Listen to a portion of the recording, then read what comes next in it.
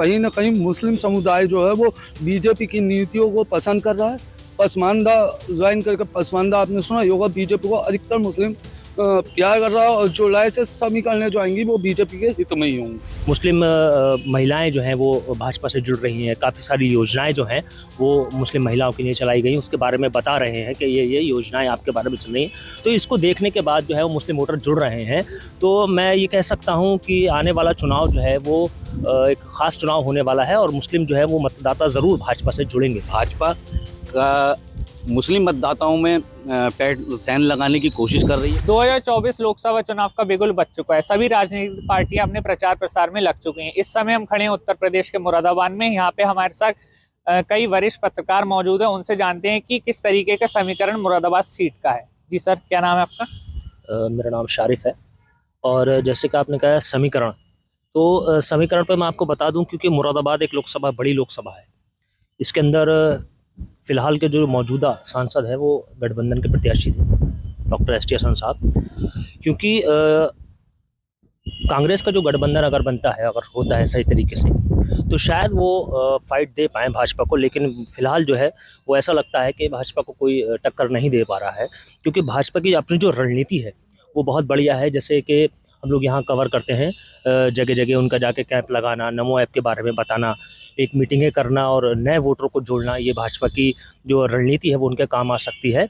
लेकिन अगर गठबंधन सही तरीके से हो जाता है कांग्रेस का, सपा का या दीगर जो भी पार्टियां हैं, तो शायद वो टक्कर दे पाए। लेकिन फिलहाल ऐसा कुछ दिखता नहीं है। अच्छा, आपके नज़रिए, क्योंकि आप फील्ड पे रहते हैं, ग्राउंड पे रहते हैं, स्टोरीज भी कवर कर रही हूँ, जनता का मूड किस तरफ लग रहा है? देखिए, जनता का मूड जो है वो फ़िलहाल 50-50 आप कह सकते हैं, क्योंकि भारतीय जनता पार्टी के जितने भी मुरादाबाद में नेता हैं या कार्यकर्ता हैं, वो इस समय मुस्लिम वोटरों को लुभाने में लगे हैं। मुस्लिम महिलाएं जो हैं वो भाजपा से जुड़ रही हैं। काफ़ी सारी योजनाएं जो हैं वो मुस्लिम महिलाओं के लिए चलाई गई, उसके बारे में बता रहे हैं कि ये योजनाएं आपके बारे में चल रही हैं। तो इसको देखने के बाद जो है वो मुस्लिम वोटर जुड़ रहे हैं। तो मैं ये कह सकता हूँ कि आने वाला चुनाव जो है वो एक ख़ास चुनाव होने वाला है, और मुस्लिम जो है वो मतदाता ज़रूर भाजपा से जुड़ेंगे। लेकिन अगर रही बात कि कौन जीतेगा या कौन हारेगा, वो तो चुनाव के बाद पता चलेगा। लेकिन हाँ, ये ज़रूर कह सकते हैं कि भाजपा की जो रणनीति है वो बहुत बढ़िया है, और उसी रणनीति पर अगर वो चलेंगे तो निश्चित तौर पर मुरादाबाद की सीट जो है वो शायद भाजपा के पाले में जा सकती है। जी, और भी पत्रकार। जी सर, क्या नाम है आपका? मेरा नाम सुशील है। अच्छा, किस तरीके की पॉलिटिक्स लग रही है लोकसभा 2024 में आपको? देखो, जितनी भी राजनीतिक पार्टियां हैं 2024 को लेके अपने अपने तरीके से लगी हुई हैं। लेकिन जो मौजूदा भाजपा है वो ही केवल मैदान में दिखाई दे रही है। बाकी कोई भी पार्टी जो है मैदान में दिखाई नहीं दे रही है। चाहे सपा है, वो केवल और केवल अपने दफ्तर तक सीमित है, या जो उनके पार्टी के नेता हैं उनके घरों तक सीमित है। कांग्रेस का तो यहाँ पे नाम लेने वाला ही कोई नहीं है। अगर कोई छोटा सा कार्यक्रम भी होता है तो 2-4-5 लोग ही उनके दिखाई दे, उनके कार्यकर्ता भी मौजूद नहीं है। तो इसलिए जो राजनीतिक समीकरण की बात करें तो भाजपा मुरादाबाद में अपने कार्य को लेके और संगठन को लेके बहुत काम कर रही है। अच्छा, लगता है कि अगर वीआईपी चेहरा आएगा, अगर किसी कांग्रेस से या सपा से, तो टक्कर दे सकती है बीजेपी को? नहीं, बीजेपी को टक्कर की बात यह है कि 2019 में जब चुनाव हुआ और समाजवादी पार्टी का और बसपा का गठबंधन हुआ था, जिसमें गठबंधन से एस टी हसन थे, और वो करीबन 6 लाख के करीब आसपास वोट मिला था। यानी कि टोटल मत प्रतिशत का 50% वोट जो है उनको मिला था। तो यहाँ डिपेंड करता है कि जो मुस्लिम मतदाता हैं वो किधर जाएंगे। जिधर मुस्लिम मतदाता एक तरफा वोट होगा, चाहे वो कांग्रेस का हो चाहे समाजवादी पार्टी से आए, तो उनकी मजबूती उस तरीके से मौजूद है। लेकिन भाजपा का मुस्लिम मतदाताओं में पैर सैन लगाने की कोशिश कर रही है। भाजपा का मानना है कि जो हमारी सीटें हारी हुई हैं, हम उस पर सबसे पहले मेहनत करें। किसी भी तरीके से अगर 5 से 7% वोट, मुस्लिम वोट हमारी तरफ खिंच जाता है, तो हम जरूर ही इन हारी हुई सीटों पर जीत हासिल करेंगे। जैसे अभी मौजूदा समय में एक मुस्लिम प्रत्याशी हैं, पूर्व राज्यसभा सांसद रहे हैं और भाजपा के प्रवक्ता हैं, उनका नाम बहुत जोरों शोरों पे चल रहा है, और वो मुस्लिम मतदाताओं में जा जाके अपनी मीटिंग कर रहे हैं। मीटिंग करने के बाद उन्होंने साफ लफ्ज़ों में जो मुस्लिम मतदाता उनसे ये पूछ रहे हैं कि जो जिसे तुम वोट देने जा रहे हो, उनका कहना है कि हम भाजपा को हराएंगे। वो ये नहीं कह रहे हैं कि हम जीतेंगे, वो इस तरीके से अपना प्रचार प्रसार कर रहे हैं और उसमें बहुत आगे निकल चुके हैं। जी सर, क्या नाम है आपका? अंकित चौहान। अच्छा, क्या लगता है जो यहाँ का जातीय समीकरण क्या लोकसभा में काम करता है यहाँ पे जातीय समीकरण? देखिए, सबसे बड़ी बात यह है कि जातीय समीकरण के आधार पर ही सभी राजनीतिक जो पार्टियां हैं वो चुनाव मैदान में हैं और सभी उसी जातीय समीकरण को आधार मानते हुए सभी अलग अलग तरीके से अपना प्रचार प्रसार करने में जुटी हुई हैं।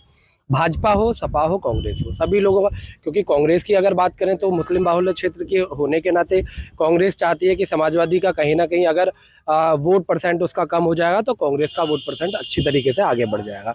वहीं अगर समाजवादी की बात करें तो समाजवादी की सीटें बरकरार रहती है। ये वेस्ट यूपी होने के नाते यहाँ जो क्षेत्र है ये बड़ा क्षेत्र है और ये कम से कम अगर बात करें वेस्ट यूपी में समाजवादी की जो पकड़ है वो सबसे ज़्यादा वही मजबूत है। तो इस सीधे तौर पर कहा जा सकता है कि भाजपा को फाइट देने के लिए समाजवादी ही आमने सामने की टक्कर होगी। बात करें गठबंधन की, गठबंधन अगर होता है और गठबंधन के जिस तरीके से बात चल रही है, क्योंकि अभी समाजवादी ने अपने पत्ते खोल दिए, समाजवादी के पत्ते खोलने में अभी कांग्रेस कह रही है कि अभी हम इस पर तैयार ही नहीं है, तो सीधे तौर पर अभी कहा नहीं जा सकता कि कांग्रेस या समाजवादी दोनों एक साथ ही कैंडिडेट उतारें, क्योंकि अभी सिर्फ और सिर्फ समाजवादी की तरफ से ही ये पत्ते सामने खुले। कांग्रेस ने अभी इसकी तरफ से कोई भी पटाक्षेप नहीं किया, सिर्फ उसने ये कह दिया है कि भाई अभी हम इस पर अभी कोई फाइनल टच नहीं हुआ, मतलब फाइनली अभी जवाब कुछ नहीं दिया। अब मुरादाबाद में भाजपा की बात करें, मुमकिन है कि पूरे उत्तर प्रदेश में भाजपा लगातार प्रयास कर रही है और सबसे अच्छी बात भाजपा की ये रहती है क्योंकि वो हमेशा एक्टिव मोड में रहती है। कभी भी चुनाव हो, सेकंड चुनाव लड़ने के लिए हमेशा तैयार है। चुनाव आज कराओ तो भाजपा का हर कार्यकर्ता चुनाव कराने के लिए तैयार रहता है। लेकिन सबसे बड़ी बात यह है क्योंकि वेस्ट यूपी है और वेस्ट यूपी में समाजवादी पार्टी को कहीं ना कहीं चुनौती देना भाजपा के लिए बड़ी टक्कर है। 2014 में जब भाजपा की लहर थी उसके बावजूद भी भाजपा अपना खाता नहीं खोल पाई थी। मुरादाबाद विधानसभा की बता रहा हूँ क्योंकि लोकसभा में हालांकि अपनी लोकसभा सीट लेकर आ गई थी, लेकिन 2019 में फिर वही हाल हुआ। मुरादाबाद उनके हाथ से चला गया, संभल उनके हाथ से चला गया, रामपुर बराबर में है, रामपुर भी उपचुनाव में उन्होंने जीता है। तो ये कहीं ना कहीं अगर इस पूरे समीकरण को देखा जाए तो भाजपा वर्सेस समाजवादी मुरादाबाद की वेस्ट यूपी की जो सीटें हैं उसमें फाइट की संभावना है। हाँ, कहा जा सकता है क्योंकि कुछ दिन में पिछले निकाय चुनाव के बाद से मुरादाबाद में कांग्रेस कहीं ना कहीं मजबूती पर आई है, लेकिन वो कितना मजबूत रहती है और समाजवादी पार्टी के साथ में कितना काम करती है वो अभी आने वाला वक्त देखा जा सकता है। लेकिन सीधे तौर पर मुरादाबाद की लोकसभा की बात करें तो भाजपा वर्सेस समाजवादी का ही फाइट रहने वाली है। जी सर, क्या नाम है आपका? मेरा नाम सागर रस्तोगी है। अच्छा, किस तरीके का लग रहा है इस बार आपको 2024 लोकसभा, क्योंकि ग्राउंड पर भी रहते हैं, किस तरीके का जातीय समीकरण और जनता का मूड किस तरफ लग रहा है आपको? लोकसभा चुनाव की आप बात कर रहे हैं, आप अन्य पार्टी दल देख ही सकते हैं, इंडिया गठबंधन कर दिया, कोई दो राय नहीं है बीजेपी को आने में। पिछली बार जो सीट जीती है वो बीजेपी की जो नीति थी, अंदर मतभेद थे, उस वजह से यहाँ से सीट हारी। अब इसमें कोई दो राय नहीं है कि बीजेपी की जो यूपी में 80 सीटें फुल बहुमत यूपी से सारी सीटें बीजेपी के खाते में जाएंगी। और जातिगत समीकरणों की बात करें तो कहीं ना कहीं मुस्लिम समुदाय जो है वो बीजेपी की नीतियों को पसंद कर रहा है। पसमानदा ज्वाइन करके, पसमानदा आपने सुना होगा, बीजेपी को अधिकतर मुस्लिम प्यार कर रहा है और जुलाई से समीकरणें जो आएंगी वो बीजेपी के हित में ही होंगी।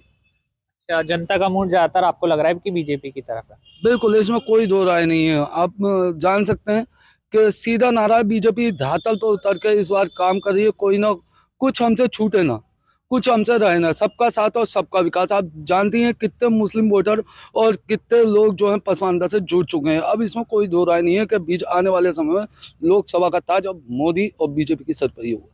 अच्छा, इंडिया अलायंस क्या टक्कर दे सकती है कि वोट काट सकती है बीजेपी के? इससे तो साफ जाहिर है वो पहले ही बिखर गए थे, हार तो मान ही गए थे, इसलिए सब जुड़ गए, सब जुड़े हैं ना। एक को हराने के 10 इकट्ठे हुए, तो ये कोई दो राय नहीं है, वो तो है ही अलग। जीत तो पक्की बीजेपी की है। जी, और भी गए? जी सर, क्या नाम है आपका? कशिश फारसी। अच्छा, किस तरीके का समीकरण लग रहा है 2024 को एक पत्रकार के रूप में, किस तरीके से देखते हैं? क्या लग रहा है आपको, किसकी सरकार बनेगी और किस तरफ है पड़ला? देखिए, अभी तो इसकी इब्तिदा है और आगे आगे देखिए होता है क्या, लेकिन इस बार चौंकाने वाले परिणाम होंगे। जबकि ये गढ़ जो है हमारा पश्चिमी उत्तर प्रदेश समाजवादी पार्टी का गढ़ है, लेकिन ये गढ़ अब कहीं ना कहीं कांग्रेस उससे छीनती जा रही है। और उससे ज़्यादा जो काम हो रहा है वो ये हो रहा है कि भारतीय जनता पार्टी भी मुस्लिम वोटों के ऊपर अब राज करने लगी है। और उसकी वजह यह है कि उन्होंने जो सूफिज़्म के ऊपर काम किया है बीजेपी ने, आज तक देश की तमाम पार्टियों ने अल्पसंख्यक प्रकोष्ठ बनाया, लेकिन सूफी संवाद किसी ने नहीं बनाया, सूफी सेल किसी ने नहीं बनाई। ये सिर्फ भारतीय जनता पार्टी की ने किया और इसका क्रेडिट मैं आदरणीय प्रधानमंत्री को देता हूँ। और एक बड़ा वोट सूफिज़्म के ऊपर और सूफियों पे का जो है वो जुड़ने जा रहा है भारतीय जनता पार्टी से, और ये बड़ा इनकलाब आने वाला है आने वाले चुनाव में। अच्छा, हर चुनाव में देखते हैं 2014, 2019, अब 2024, तो आपको लगता है हर बार चेहरा चेंज होता है सांसद का, तो इस बार चेंज होगा? देखिए, एक बार समझ लीजिए, अभी तो चर्चा ये भी है कि मुरादाबाद से हो सकता है कि भारतीय जनता पार्टी किस कैंडिडेट को उतारे। चर्चा ये भी है कि मुसलमान को भी उतार सकती है, चर्चा ये भी है कि नहीं भी उतार सकती है। अगर इस तरह से कोई भारतीय जनता पार्टी किसी मुस्लिम कैंडिडेट को मुरादाबाद जिले से उतारती है तो एक इनकलाब तो आएगा, लाजमी बात है, तब्दीली आएगी। तो ये थे हमारे संग कुछ स्थानीय पत्रकार जिन्होंने 2024 को लेकर अपना ओपिनियन हमारे साथ साझा किया। मुरादाबाद से जगत गौतम, यूपी तक।